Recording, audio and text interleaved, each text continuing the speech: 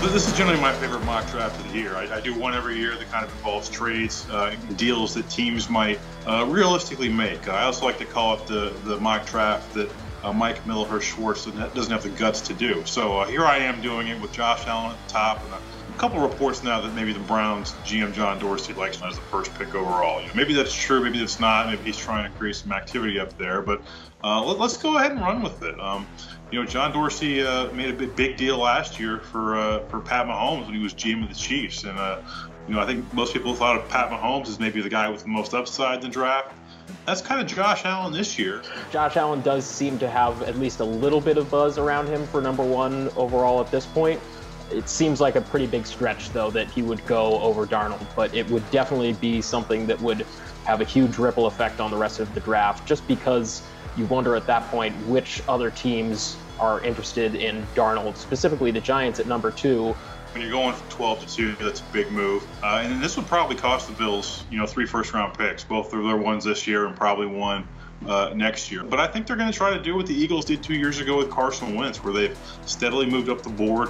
With the scenario here, with Josh Allen off the board at #1, I think if Sam Darnold is sitting there at #2, widely regarded by many people as perhaps the best quarterback prospect in this draft, that's a real enticement for the Bills to go up and get him. The Bills have 5 of the top 65 picks, so they definitely have the ammo to do it. The question is just the mechanics. There might need to be a couple steps here. Figuring out the logistics of that is the top issue for Buffalo, but I don't think there's any doubt that they are interested in moving up. So I had a little fun with the Giants. We had them dropping out of the second spot, but later on in this first round, I've got the Giants trading back up to #7 with the Tampa Bay Buccaneers. That lets him get Notre Dame guard Quentin Nelson. For the Giants, the real question is how far are they willing to move back? Because if they still want a shot at Barkley, Nelson, Bradley Chubb, then they're probably going to have to stick around that 6 or 7 range. It's a possibility that they could move all the way back to 12, but it seems pretty unlikely.